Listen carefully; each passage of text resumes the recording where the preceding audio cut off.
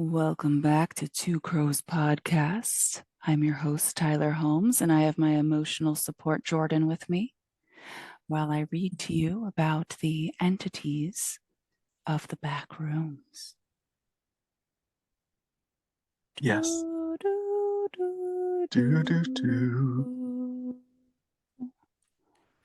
Jordan doesn't know much about the backrooms, I know nothing about the back room. and the first episode has not come out yet of levels 0 through 10. I didn't start my timer. I'm going to start a timer so that it's not too long for you. Um, so we're going to go through some of the entities that are in the back rooms that we'll encounter during the levels that we discuss. And I'm only going through basic levels, not sub levels right now, which may make sense, may not make sense to people. Only the Dom levels. Only the DOM levels, not the sub levels. So entity 1 was called the Knight. Okay. Okay. The night. Entity 1, dubbed by those who believe in it as the Knight, is more based on rumors and hypotheticals than solid information. It is theorized that this entity is more abstract than most organisms in the back rooms, potentially taking the form of a living location, accessible from or able to move between different levels. It more so exists in the database as a potential explanation to a piece of as of yet indecipherable phenomena concerning the whereabouts of countless unlocated wanderers. In fact, there's so little information about this location entity as of writing this that we don't even know what it looks like. Wow. Now I have to ask, is it Yes. No, K-N-I-G-H-T or like night as in night, dark? like Okay. darkness. So Okay. there are several levels that are just filled with darkness that even light doesn't illuminate it. Oh God. And so they have deemed that there is possibly a creature that is causing it to be that dark and it's like absorbing the light. And so And it's a possible explanation for this. and that could be and that's the night. And they call the people from the front rooms, which is our reality, Mm-hmm. that go into the back rooms, wanderers. So if you Okay. hear that term, that's the humans that go into the back room. That's us. And humans aren't from the back room. So if there are humans back there, they are either from the front room or they have ancestors that traveled there and they were born there, or they got trapped there and now they live there. All right. So the biology of the night, we don't know very much, but many believe the prior theory that the locale itself is a sentient entity, taking wanderers by the hundreds or even thousands every year for some unknown purpose. Others believe the night is the byproduct of a different, equally unknown organism who created the locale themselves and continuously lures unfortunate individuals into its domain. Apart from these theories, there is absolutely nothing known of or able to be speculated about the night. That's quite ominous. Yeah, it is pretty ominous. So the first known theory to propose the idea of the night was posed by Meg, which I'll tell you what that stands for in a little bit.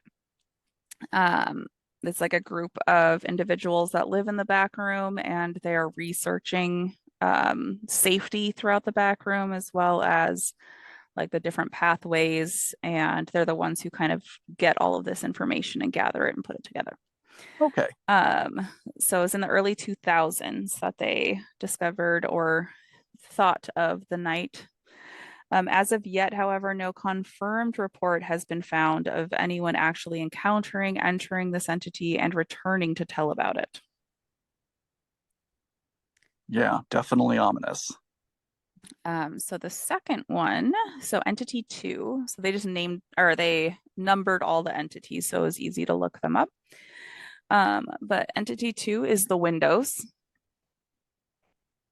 The windows. The Um, windows. is there any kind of rhyme or reason to the numbering system? Like with number one being the night, like is this like the strongest or the most powerful? No. Okay, so it's just It's random. just as they discovered them and like Okay, as they just numbered them as they made a database for them. all right. So as they discovered them, that makes sense. Yeah. Yeah. Okay. As you wander through the bowels of level three, you reminisce on your time within the front rooms, which is our world. You remember the feeling of wind on your skin and the freshness of the air, the chirping of birds and birds in the sky just mere days ago. Your life had been like that. And now here you are, starving alone in the darkness. You see a faint glow in the distance. You slowly approach it, almost as if the window itself was beckoning you to come closer. Mm, Is that light? It's been so long since I've seen the sky. So windows there's not a lot of them in the back rooms, mm-hmm. and they have hold on, windows in the back rooms. Um, will this one tell me? Okay, here. Oh no, that's the same one. Stop it. The wiki backrooms is not giving me a good answer for windows here. Okay, the windows are creatures in the shape of a window. The window has a figure inside, always pointing at the target. If the target is unaware of the creature, it will attack immediately. Windows will generally appear on level 1 through level 2, although mainly on level 1. Some windows are safe when there is no shadowy figure behind them. Some can lead you to level 1.5, which is a sub-level of level 1, between 1 and 2, obviously. The windows start by pointing in the direction of the wanderer and whispering, telling the wanderer to enter the window. Once close enough, the entity will grab you and pull you in, even if the said window is closed. It is rumored that it's just an empty void on the other side, even if it shows land on the other side. Well, that's terrifying. Yeah. These windows can come in many different shapes and sizes, and the same goes for the shadowy figures behind them. The shadowy figures always look human and will whisper to wanderers to lure them into its trap. Wow. So any window you encounter, well, not I guess on those levels So the is an enemy wind essentially. only if there's a figure inside of them. Okay. There are windows that you need to find to get to other levels. So, Ooh, okay. but some levels don't have any windows. So if you see a window in that level, you know that it's an entity. Right. Okay. I'd probably just Mm. avoid all the windows. Run away. So entity three are the smilers. You like that? Yeah, the smilers. They're the ones I've seen the most in backroom like videos, but smilers, also known as the smiling things or the night hunters, are treacherous entities that roam most of the backrooms levels. The only distinguishable features of smilers are their beady eyes and the enormous grins carved across their faces, the only things which reflect light. So they're like really dark in the darkness, and then you just see the smile and some eyeballs. But that's yeah, that's the stuff of nightmares. Smilers thrive in dark and damp areas. While generally passive, it is not difficult to agitate them through sudden flashes of light or visible light sources, as they are hypersensitive to this type of electromagnetic radiation. Wanderers who navigate dark levels with the aid of light run the risk of triggering smilers, which will then give chase. The danger is further compounded when multiple smilers are nestled together in the dormant state, as triggering one will typically trigger the entire group. If a wanderer is fast enough, they may be able to escape smilers with their life. Other strategies may be employed as well, such as extinguishing the light source or dropping it as a distraction to preoccupy them. When perturbed, the smilers will prioritize destroying the light source over murdering the wanderer. If the light is too close to the wanderer, however, they will unfortunately be caught in the frenzy. The entities will attack with slashes and chomps, leaving deep gashes. Noticeable and rapid blood loss will result, and as such, it is advised to treat wounds as soon as possible. Those who escape attacks from the smilers are typically left with extensive and long-lasting scars. Wow. So just don't shine flashlights on them. And if you do, hurl that flashlight Mhm. far away from your person. The earliest discovery or mention of smilers is back in 2008 when a wanderer was talking through a dark corridor in level 3 and heard a deep, muffled noise. I think they meant walking, not talking. Upon seeing a smile flash in the distance, they ran away as far as they possibly could. The entity's nickname was adapted from what the wanderer had described it as a smiler. There have been earlier reports of smilers, though many of them were inconsistent and conflicting, to the point that they were ultimately ruled out by Meg operatives as legitimate sightings until further proof had been discovered. Many of these old reports stated that these entities were smiling objects that seemed to be floating supernaturally, and many others had reported descriptions that seemed to identically match the ones of smilers, though it was disregarded due to the lack of supporting evidence. All right. So if you see a floating smile, I'd love to see a floating smile. put out your lights. Entity 4 are death moths. That name does not inspire confidence in me. It doesn't? You got death and you got mobs. Like, those are two words you don't want going together. Well, descriptions of death moths' appearance can vary from instance to instance. Two main details remain consistent. The first detail regards a death moth's appearance. They seem to bear a striking resemblance to moths belonging to the genus, why do they do this to me? Acherontia.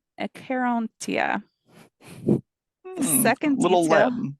regarding death moths is their abnormally large size, being much greater in size when compared to moths found in the front rooms, though instances of smaller death moths have been documented. Research confirms that death moths reside in a large majority of levels throughout the back rooms.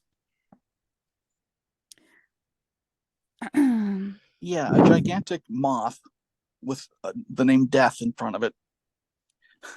And they say, "Hello, my name is Death Moth," when they meet you. Hello, my name is Death Moth. He had to kill you. They seem to originate from the hive, though they primarily inhabit level 5. For reasons currently unknown, however, there are frequently reports of smaller specimens being spotted in levels where death moths are currently documented to not inhabit. The following levels have been speculated to contain this entity. Level 5 is where the majority of all known death moths currently inhabit. This has become quite problematic for wanderers due to the certain sections of the level starting to become highly dangerous due to large colonies of death moths posing a threat to individuals attempting to travel through the level. Plans have been made in order to completely exterminate or greatly reduce the population of death moths found in level 5, though these plans have yet to be carried out. Curious what those plans might be. Yeah. You should Um, get some bug spray. yeah, right. Hmm. Maybe some bear repellent. They're kind of cute. Are Um, they? behavior. The information section above lacked clarification, considering the fact that the recorded specimens were all males. Male death moths are much smaller when compared to their female counterparts. Death moths have also been observed to possess different behaviors depending on the specimen's gender. These behavioral differences go as follows. Males, unlike females, can be tamed via almond water, but not recommended. Not recommended. Why would they not recommend it? I don't know. I mean, I know it doesn't say, but like, Upon being tamed, they can be used as a means of defense. When seems like a tamed, win-win. yeah, when tamed, can be utilized to scout out and potentially find other wanderers. Also not recommended, it says. They are skittish. When ordered to search for other wanderers, they may lead you to the duller facelings or skin stealers. That's why it's not recommended. Okay, okay. When in groups, male death moths tend to have a much more mischievous nature. Taming a male specimen has a limited span of obedience. Male death moths have strong instincts when coming across a female specimen, trying to intrigue or entice the female into being a mate. Oh, okay. Females produce moth jelly. Okay, Let's see what do what we moth. use that for? Let's see. I can. Like for toast, maybe? Oof. Moth. Oh, stop it. Stop it. Moth jelly is a nutritional jelly-like abdominal secretion produced by female death moths to feed their young and maintain their hives.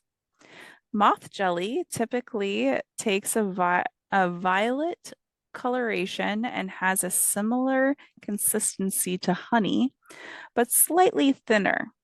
Moth jelly is laced with strong pheromones that attract male death moths and causes them to enter an entrance state, entranced, sorry, not entrance, entranced state when Hmm. consumed, becoming addicted to it and making them completely subservient to a particular hive's queen and willing to do whatever the queen wishes in exchange for more. Whoa. The main source of moth jelly is, of course, female death moths. The highly aggressive nature of female death moths make trying to obtain moth jelly a dangerous and life-threatening endeavor. But the nutritious properties of the jelly makes it a reward that outweighs the risk. Are you sure? I'll live off my almond water. Right? Moth jelly can be found in any level with a high population of death moths, although rare. Moth jelly packaged in bottles and jars also appear all throughout back rooms, even where death moths are not present, often labeled with a sticker reading property of Royal Jelly Farms, ac- accompanied by a logo of a purple crown. All right. I wonder what it tastes like. If Well, it's consumable by humans. it says right here. Moth jelly Oh, is described as being exceptionally sweet and tasting like blueberries and honey, with an aftertaste of lavender. that sounds pretty good. It's also incredibly addictive. Oh, for wanderers too. Yeah, it seems so. Ah, In spite of all the positive qualities of moth jelly, it is incredibly addictive and exceeding the recommended daily dose of 1 to 2 cups will cause the user to become hopelessly hooked and desperate for more, even willing to go directly to the source and risk their lives. Side effects of overconsumption also include blurred vision, intense euphoria, and uncontrollable giggling.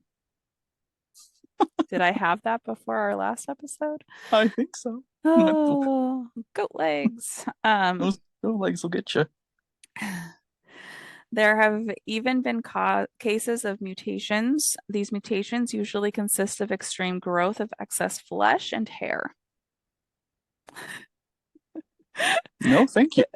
The development of death moth traits such as wings, antenna, or eyes, considerable loss of cognition, and the development of teratomas in their system. Those affected by these mutations are typically referred to as weremoths. Weremoths. I think I'll just stick to the rivers and the lakes that I used to. I'm gonna leave the moth jelly alone. Oh, oh, you can make moth jelly bombs by combining 1 jar of moth jelly with a pipe bomb. Upon detonation, a jelly bomb will cover those in its blast radius with jelly, slowing them down and as well as attracting all death moths to the surrounding area and devouring them alive. Oh, jeez, that's a way to go. You can use it to make candles. If you boil the moth jelly and then cool it down, it will make a wax-like substance. When a moth candle is lit, it will exude a sweet and soothing smell identical to freshly baked moth jelly cakes. Moth candles have been observed to drastically lower a wanderer's stress and induce a calmed yet incredibly focused state where the affected wanderer gains heightened senses and reflexes for an average of 3 to 4 minutes. Because of this, moth candles are often used for meditation by some or simply to reduce stress and or increase one's concentration.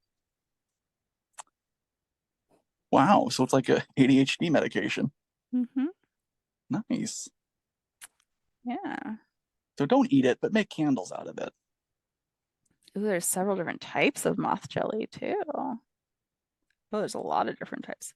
Rainbow, Now that sounds cool. it's fabled. Oh, Rainbow colored variety that is the most rare of all moth jelly types, most believing it is to be a myth. Those who have claimed to have tasted it describe it as tasting like gummy bears and lemonade. Rainbow moth jelly is said to give the user immunity to all forms of damage and pain for a few seconds, making them essentially invincible. It is unknown how rainbow moth jelly is made.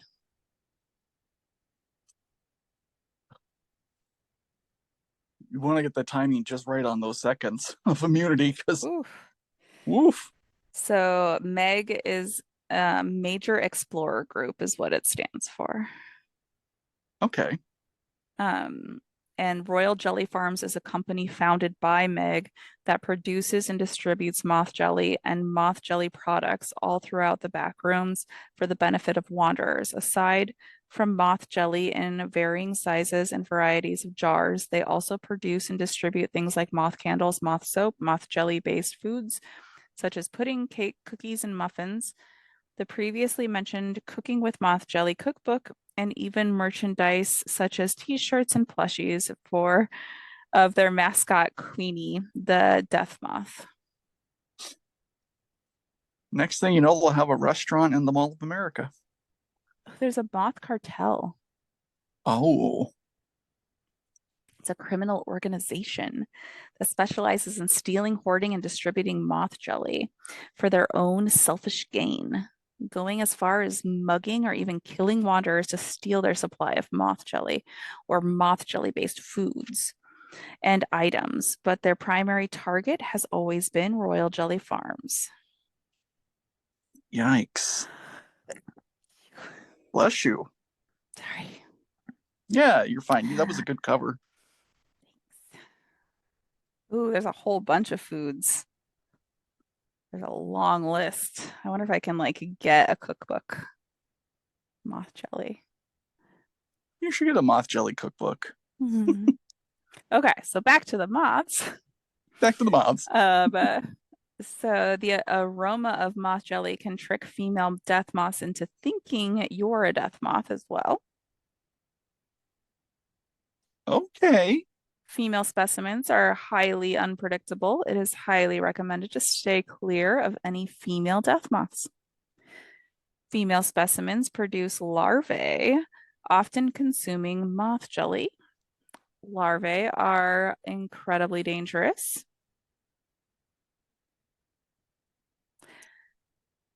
Can form groups to ambush wanderers. It says go to the biology's below. Okay. So information regarding death moths is relatively lackluster due to the species' unpredictable nature. Commonly, death moths share a similar appearance to that moth type we said before, which is a species Mhm. native to the front rooms, more specifically in southern Europe and vast majority of Africa, though they will occasionally migrate to the British Isles.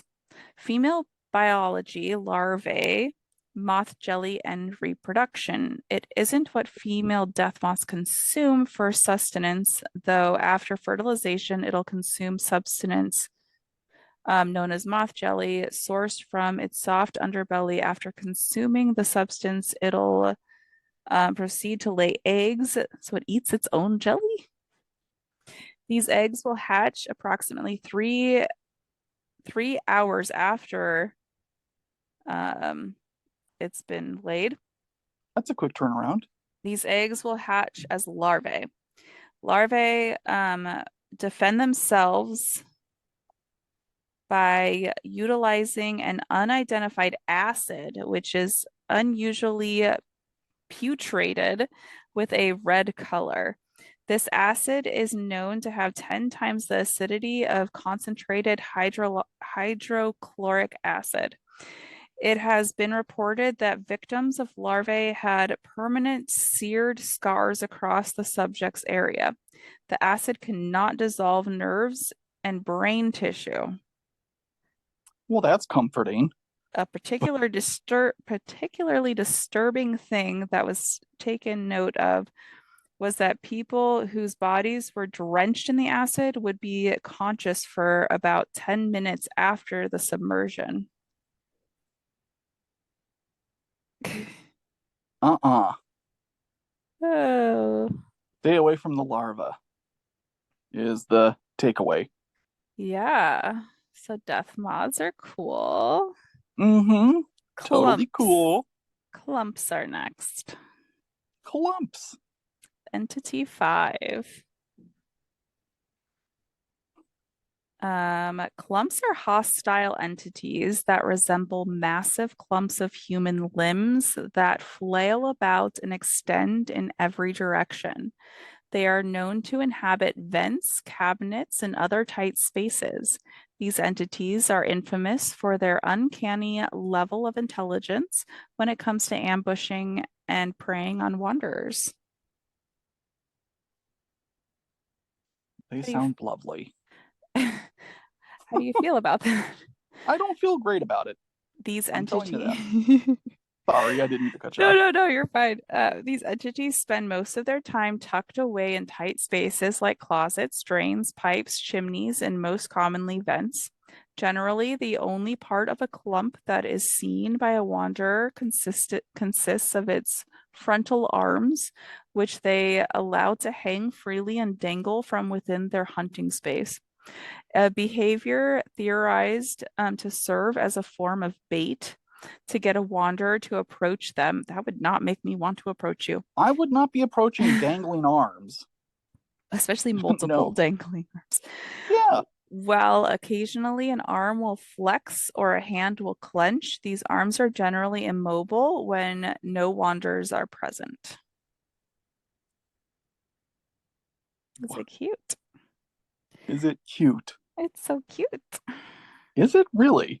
I was gonna say, It what? kind of reminds me of what is that video game? Um, oh, the one with like the zombies. Oh, not Plants vs. Zombies. No. I don't know. I It's don't a know any zombie. movie. It's a movie too. Movie Zombieland? series. No, Walking Dead? no. Oh, whatever. Hmm. I don't. Instead of chasing after prey, clumps prefer to lay motionless and wait for wanderers to come within. Oh, hold on. I skipped a part. When not hiding, Hmm. clumps will take great care to avoid all contact with other entities or humans and remain mostly sedentary while they wait for prey to approach them. However, after extended periods without food, these clumps have been known to migrate to other levels of the back room, moving forward by propelling themselves with their arms to speed up to 20 miles per hour, Oh, making hell them no. relatively fast in comparison to other entities, though they rarely display this ability, which means they stay fed. I would hope. No. Yeah, and then we go back to instead of chasing after the prey, clumps prefer to lay motionless and wait for wanderers to come within their vicinity. Once they sense wanderers close by, clumps will begin to perform several movements to entice them into approaching. These movements may include waving, clapping, snapping, pounding on the wall. That would not make me want to come closer to you. No. Communicating in sign language and Okay. other sorts of hand gestures. Oh. Don't be fooled, as going anywhere near a clump is likely to swiftly end in your demise. Yeah. Yeah. Yep. Stay away from the dangling arms that are flipping you the bird. If you see a clump, slowly walk in the other direction without being noticed. In some severe cases, you may need to run. Also, keep your eye on the clump to make sure that it doesn't do anything and try not to make any noise while backing away. In general, you must stay at least 8 or more feet away from it. Otherwise, it could be able to grab you. Ooh, no, Nope. you don't like that. Don't like it. Well, I mean, like I like that they're like, you might need to run. Uh, they go 20 miles an hour. How many wanderers can go faster than 20 miles an hour? Yeah. I don't see that working out well for wanderers. So the biology of clumps. They measure an average of 6 feet in diameter and can fit in spaces as small as 2 feet by contorting their limbs to fit within these tight spaces. The arms of a clump vary in skin color, and some even bearing injuries or blemishes on the skin. Clumps Hmm. are also known to possess a single arm which can extend well over 20 feet in length. So they can go 20 miles an hour with an arm that can go 20 feet ahead of them. I feel like I'm not escaping this. A Is clump is going to take me out. guess how much it can weigh? Oh, I don't know, 500 pounds. 800 pounds. Oh, Oh, of wait, hold course. on. No, that's how much it can lift. Okay. Oh, even better. It doesn't say how much it weighs, actually. It has been recorded to lift objects weighing up to 800 pounds. This arm is used to catch prey and grip them tightly before pulling them past its many arms and absorbing them into its body. Oh, that sounds fun. So you get to become part of this limb thing. You So clumps are basically just like wanderers, just parts of wanderers. Masses of wander parts. Yeah, well, that's fun.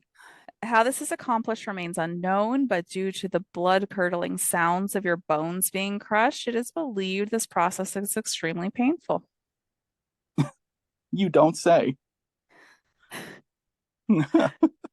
Um, a sighting of a clump was first reported anonymously to Meg database on March 2nd, 2008, though at the time the entity had been well known across several other groups due to their secretive nature. Likely they have also existed in backrooms for a very long time.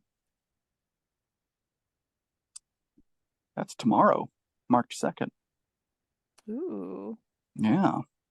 as of recording day, not As publishing. a right, right. Um, Entity 6 is the dollar.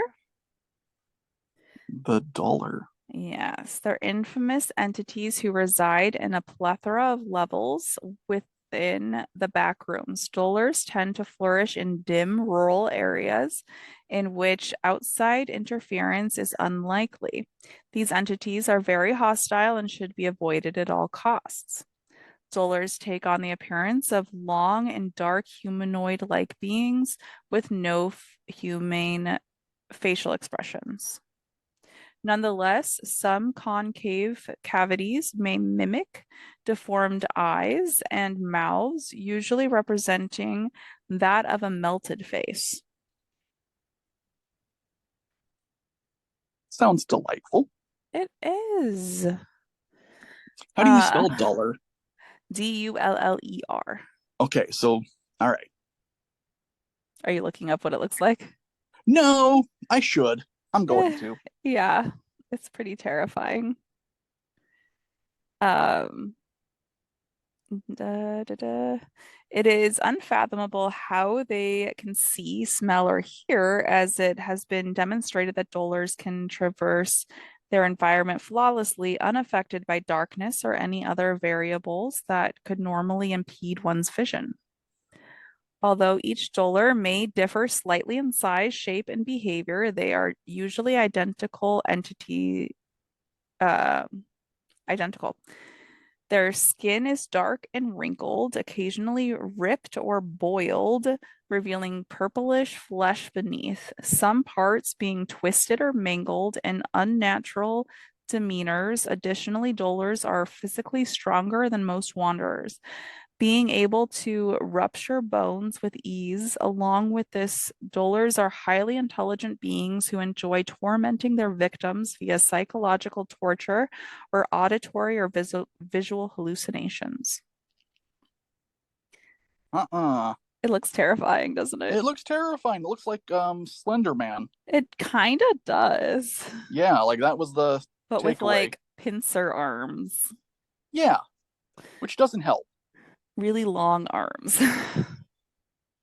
Um, the effects caused by dolors can be correlated to post-traumatic stress disorder as they are somewhat similar to one another. These sessions of torture are prolonged to hours in which to prevent their victim from fleeing if broken out. They incapacitate the wanderer. Afterwards, said victims are slain brutally. Well, that's, you know, Yeah, reassuring. yeah. So the biology is, oh God, that picture is even more terrifying. As stated above, dolors have dark, wrinkled skin and mutated, elongated bodies. These entities average around 2 meters tall, though some may vary greatly from one to another, meaning that despite having a usual size, dolors can be as small as a normal human and as tall as a tree. Their posture is twisted, and many have natural mutations, such as an additional torso, fatter body types, elongated heads, an extra arm, and so on. Dolars also have purplish muscles beneath their skin, and while little research has been made on said biology, these muscles appear to have supernatural properties and give dolars their immense speed and power. Ooh, yeah. They are, yeah. Mm-mm. The level that I'm talking about right now on the episode that'll come out after this one, these guys are in that episode and it's scary. Or in that level, the first level I talk about, level 11. Level 11. Yeah. Well, try saying that 5 times fast. Level 11, level 11, Level, level 11. well, right. However, certain subspecies of dolors have the appearance of humanoids made out of thick gray liquid that slowly drips from their bodies. Another interesting aspect is that they can melt and solidify their bodies, which allows them to take on the shape of almost anything their size. This is caused this has caused reports of wanderers seeing dolors in different forms, such as a slug-like creature or an oversized insect. Sometimes dolors can be lighter or darker than the others, but the most common is a dark gray, close but still differentiable to black. So it's like not quite black. Sarcastin gas is a type of gas released from the pores of the dolors. Thus, many conclude that this gas is responsible for initiating hallucinations. It is theorized that dolors cannot control what visions wanderers see as the gas nurtures the illusions naturally. This discovery led many to theorize that level 18 has a similar gas in place. Many even suspect a certain subspecies of dolors infest this level, filling it with the illusionary gas. Sounds pleasant.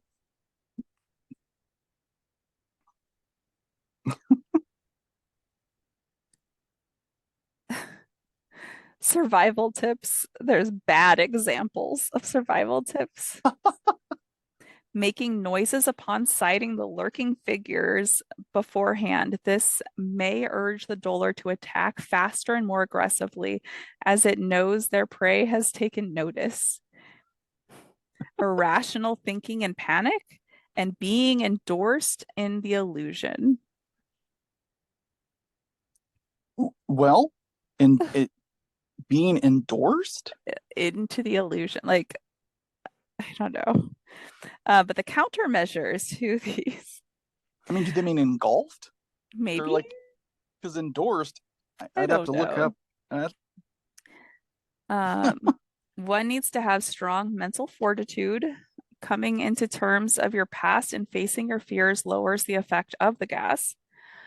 Perpet Preparation. If one sees lurking figures beforehand, know that what comes next are illusions. So prepare that there's going to be illusions. Okay.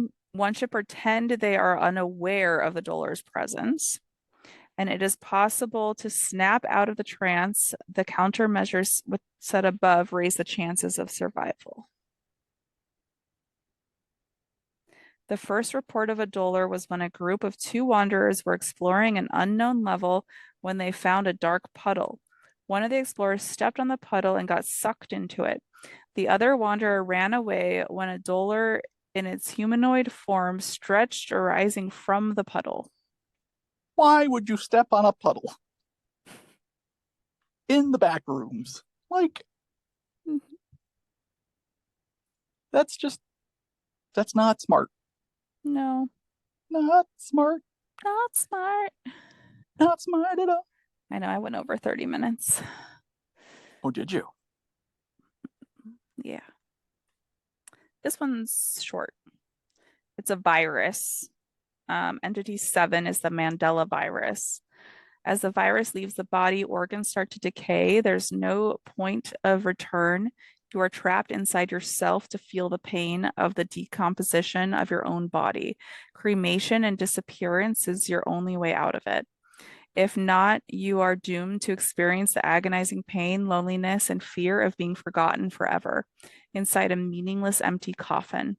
God save you when hell arrives at your place inside the crematorium chamber for you to become dust, a speck in the never ending tory gates of hell itself. You cannot escape death, cannot help you. That was written by Uh, Gary. okay. So don't want that. Want to avoid that one at all costs. It's like a communist virus. All right. Like the sign for it is like communism. The sickle and the hammer. So I'll go through Oh, that's the German. Never mind. um so hounds. So in the um level 11 that I'm talking about in the next episode, hounds mimic dogs only in that level. Level 11. Yeah. So Okay. they want to act like dogs and they're not aggressive like hounds usually are in that level. Okay. Hounds are humanoid entities with canine attributes. They have unkempt black hair on their heads and large mouths filled with sharp teeth. They have long, bony limbs and sharp claws, have eyes that are fully white, lacking irises or pupils, and walk on all fours like a dog, hence their name. They are some of the more common hostile entities found in many levels of the back rooms, but are less common in the deeper levels. They are extremely dangerous and become agitated when they see someone in a hostile state, but can be intimidated. Avoid hounds at all costs, even if one is in a neutral state. Hounds become hostile the moment they see a human. However, they will be intimidated and momentarily stalled when you stare them down. If you hear a hound's growl, it is best to stay out of sight and get out of the way. Throwing things has a chance of scaring it away. Okay. They don't sound, um, but in level 11, they can mimic dogs. Yes. Oop, Okay. Because I'm like, I don't think anyone's going to want to pet that, like no, the way you describe them. I don't think so. No, Um, doesn't sound very pettable. yeah, hounds are quadrupedal humanoid creatures with long black hair growing on their heads. They have razor sharp claws, extremely large mouths. We already read that part. Why is that in here again? I don't know. Um, Surprising amount of power when they attack a target despite appearing sickly and skinny. They appear to have a skin condition that resembles mange and are observed scratching or gnawing on their skin to rid themselves of itching. Their skull protrudes from their heads, often deformed into the shape similar to that of a dog skull. Their eyes are all fully white giving off the impression of blindness, but don't be fooled. Hounds can see normally and are capable of seeing in the dark. These entities hatch from eggs. What? That What? originate from the hive. It's imperative to a wanderer's survival that they avoid getting bitten at all costs, as their saliva contains a disease dubbed hound virus that will infect and turn the bitten into a hound as well. So you're either an egg or you get bit, or do you turn into an egg after you get bit I would imagine you turn into an egg after you get bit. and then hatch to a hound? Hatch into a hound? That sounds not great either, you know? Yeah, incubation periods can last from 5 to 7 minutes. Symptoms are as follows: 5 to 7 minutes.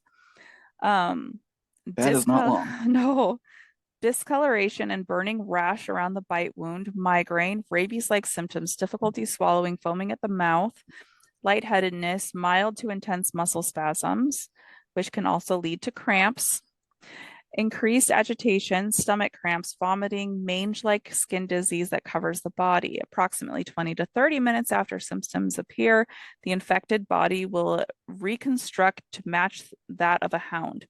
The process is visible and auditorily excruciating, as normal human teeth and nails are painfully pushed out and replaced with fangs and claws, whereas hands and feet are reconstructed to move exclusively on all fours. Amidst the transformation, rapid hair growth will occur on the body and eyes lose pigment. Afterwards, they will enter a feral and hostile state, completing the transformation. If one is bitten, it's best to either isolate as far away from or out of sight, right of others, as there is no known cure at this time, though efforts are being made. Discussions at the Meg lead to the idea of the reverse engineering of the rabies vaccine as a means to combat the virus.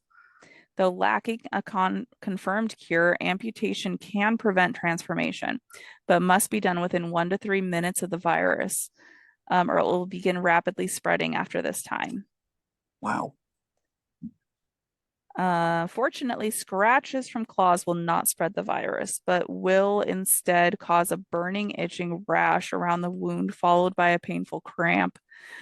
This can be easily treated by pouring almond water on the wounds, and typical first aid lasts Lastly, saliva making contact with wounds or orifices will also cause infection, so be cautious. So yeah, top tip, Mhm. avoid all of these things. Yeah. One of the earliest known video recordings of the back room depicts a wanderer running away from a hound in an area that resembles level 0, which is weird because level 0 does not have bad things in it usually. However, Interesting. since we don't currently know when the hive has spawned, it is even had, if it even had a beginning, we can't determine the exact origin of hounds at this time. They've hounded discovery. They've evaded it. They've evaded it. Ooh, yeah. Was that entity number 8? Yeah, Okay, I thought so, but now I don't remember if you said that or not. that was I'm 8, like, wait a yeah. minute. Okay. Oof. Oof. Oof. Just the way that the facelings look. Oh, was that number 9? Yeah, I'm trying to look at the Ah, actual, like, it's laid out a little differently than the other ones. Description. Okay, here we go. Facelings are a species of humanoid beings that roam the back rooms. These creatures are reminiscent of human beings. However, they harbor several unsettling and unorthodox features, which I do read a little bit about this one in the next episode, but it's okay. Um, Most explorers insist that they will look human enough from far away. If certain parts of their body are concealed or they are oriented in a certain way, closing a distance will reveal an uncanny and sometimes horrifying presentation of these beings, with their most notable features being the lack of facial features. So some, lack of facial features? yeah, so some will like just be skin over their face. Oh no. Some will have like one eye or a nose. Yeah, that's terrifying. Some have the appearance of mannequins and artificial intelligence, or they look computer generated, giving them an eerie and unrealistic appearance. 40% of all facelings will have this fake appearance. This strange appearance is not obvious until you are about 12 feet away from the faceling in question. Facelings either have full facial features that disappear, have some facial features, or lack facial features altogether. Explorers have described the absence of some or all of this being's facial features as a decent or to downright terrible Photoshop job. Okay. Using the delete, smear, or blur tool. The resulting look favors a piece of flesh stretched over a skull or gives the being a bubble head appearance. Okay. Gotta have a Um, bubble head. Faceling children are temperamental little beings. Most of them are shy and nervous in the presence of other human explorers. They are more afraid of you than you are of them. They are known to scare wanderers unintentionally, not because they are attacking, but because they bolt from under or behind something suddenly and sprint away to hide somewhere else. Like most children, their movements are quick and uncoordinated, awkward and clumsy. Faceling children tend to knock things over and run into things upon emerging from their hiding places. The rapid stampede of tiny footsteps and the crash of porcelain vases, or the deafening scrap of a wooden chair. Scrape? I think it means scrape. Oh Um, yeah. is enough to terrorize anyone suffering from prolonged isolation. Most wanderers do not even get the opportunity to watch a little one flee. So they are left frozen in terror and waiting for something to attack them. It is safe to say that if you catch a glimpse of a child faceling running the other way, you are not in any danger. However, do not follow any fleeing children. All faceling children, regardless of their level of hostility, carry sharp objects with them for reasons unknown. Nevertheless, the frightened child will attack you out of fear and try to kill you in self-defense. You also risk getting attacked by an adult faceling who believes you are trying to threaten the child. So top tip, don't threaten the child. And Yeah. should be good. Okay. Well, researchers have not devoted resources towards investigating faceling social bonding behaviors. I don't know why I have an alarm going off at this time. Most researchers are confident that these beings' courtship, marital, and childbearing behaviors are no different than the behavior seen in human beings. Interesting. Okay. Officer Atticus N. Wolf revealed that he is married to a faceling named Chioma B. Tambiri Wolf and is a proud father to two twin girls, Chiasoka and Chimdiuto. His wife and two daughters apparently dwell somewhere in level 11.5. Officer Wolf disclosing the information further proves he only works on level 50 and below, but his home is somewhere in level 11.5. Okay. So like their kids are hybrids. Yeah. Wow. Most adult facelings tend to mind their own business. Most prejudiced adult facelings are not as interested in prejudice, killing you as much as they're interested in driving you away. Most child facelings will try to avoid you and will flee. All elderly facelings are docile, with some being curious about you. Hmm. I wonder how that officer was able to uh Yeah. marry one. 99.99% of facelings are verbally impaired. Most facelings are verbally impaired because most facelings lack mouths.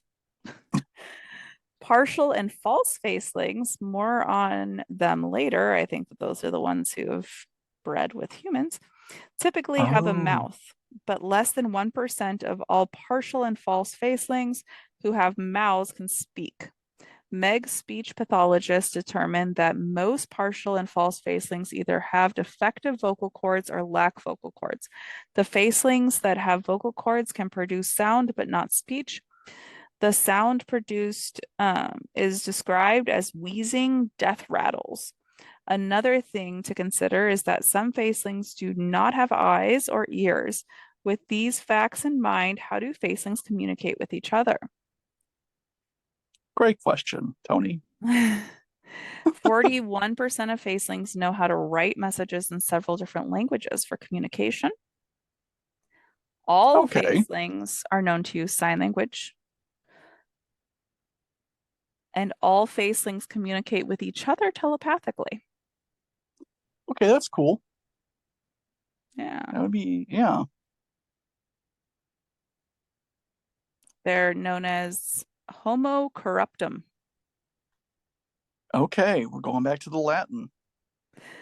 Oh, they have their whole genome sequences here. Oh, wow. They share 98.9% of their DNA with Homo sapiens.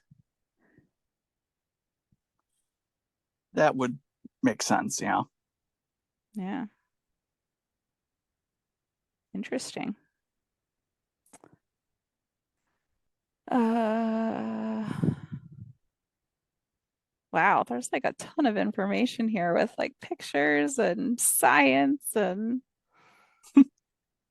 I mean, I guess they would be like the most, pardon the pun, but like fleshed out well, creature. I had read yesterday when I was researching them that they looked less like humans before Mm-hmm. humans came there. Oh, And then okay. they started evolving to look more like humans. And so before they looked like because they were the humans of the back room, kind of like they were Mm-hmm. the entity that like had families and stuff, but they were just like clumps of human parts. Right. I remember that. I remember you telling me about clumps of human parts. Yeah, and then they slowly got into like uh human shape. Human shape. Yeah. Yeah. There's a lot of sciencey stuff here. There are only three types of facelings. True facelings are facelings that are missing all facial features. Partial facelings are missing some of their facial features. And false facelings have full facial features, but some or all of their facial features will disappear due to the expression of negative emotions. They just disappear? They can blank their faces out. Oh, okay. Hmm. I mean, Do they suck them in or do they just like disappear? Like where do shake they them off. go? Evolution. Genetics believe that the faceling is a subspecies of human who those who subscribe to theories concerning evolution genetics argue that the existence of facelings are byproducts of humans getting trapped in the back rooms, and due to a small population size limiting mating options and opportunities and having a high concentration of unfavorable genes contributed to the manifestation of facelings. This theory seems the most plausible because their sequencing reveals that facelings share 98.9% of their DNA with the species Homo sapien. Theory two, the Cower thesis, suggests that for something to exist, something needs to believe it does exist. Most people who find themselves in the back room will never see another person again. Humans are social creatures and do not fare well in isolation. Theorists who believe in the Cower thesis insists that the faceling is a byproduct of survivors struggling to cope with prolonged isolation. Okay, so basically saying like these are humans that have evolved to, or devolved, I guess, if you want to use that term, like to this other form due Yeah. to a lack of human attention. And then this was the one I read yesterday, I think, the anguish thesis.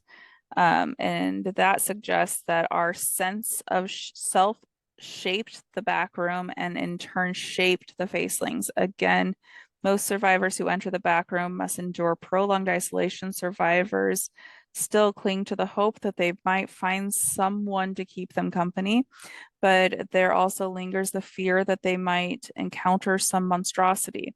Survivors also experience disassociation and hallucinations due to prolonged isolation, which interferes with how one might perceive someone else. Supporters of anguish thesis, where to go? Insist that human desire to have companionship, but the fear of running into a threat is why facelings share human characteristics along with gross physical deformalities. Okay. And then theory four, collective unconscious idealism theory. The collective unconscious theory, idealism theory, suggests that backroom is a part of man's collective unconscious and manifests itself as a dream or visual hallucination. It is possible the back room is a byproduct of insanity or a fever dream. Theorists who subscribe to the collective unconscious idealism theory believe the presence of the faceling represents the following. The survivor is experiencing the loss of their identity. Oh, that makes sense. Mm-hmm. Prolonged isolation and the lack of familiarity does contribute to depersonalization and disassociation. The presence of facelings might represent self-detachment. Hmm, Hmm.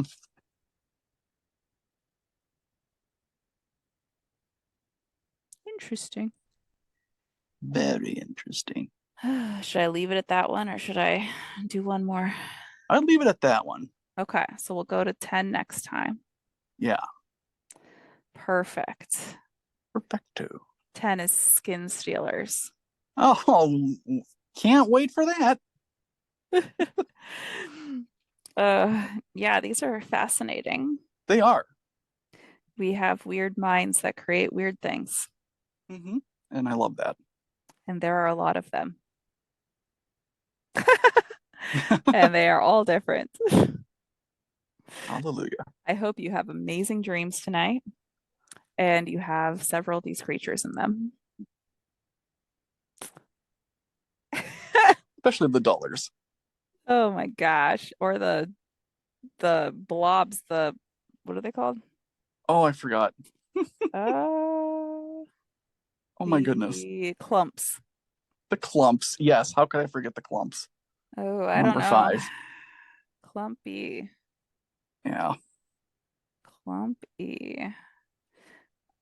Yes. So if you are want like if you have any ideas or want to dive deeper into any of these creatures, let us know. You can comment on YouTube or you can email us, and there is more information on all of these creatures. So if you want me to dive deeper into one in one episode, let me know. We will continue on with the back room sporadically every few episodes. So I will scatter these in so that you guys can keep learning. And I'm making a category of the back room episodes in Patreon. So if you want one space that has all of them for future reference, if you're listening to this in the future, I will have them all on there together, and all tiers will have access to that like grouping of them, and they will be ad free on there. So if you want to explore the back room with me, I'm going to go through about, depending on how expansive the levels are, 5 to 10 levels per episode. And there's a lot of levels. Yeah, and then we'll do sub levels when we're done with the levels. Hmm. So as always, we adore you. And if you join the Patreon, we'll shout you out on the next episode. The tiers start at $3, and there's a lot that you get for that $3 tier. I originally made it just as a, hey, we support you, and here's $3, but I wanted to give back to you. So we have a series that is just on Patreon that you get there. Top tiers get other bonus episodes that are just for them, and we adore you. So good Much adore. night and good day and good morning and good whatever time it is. Good day. Crows out. Peace.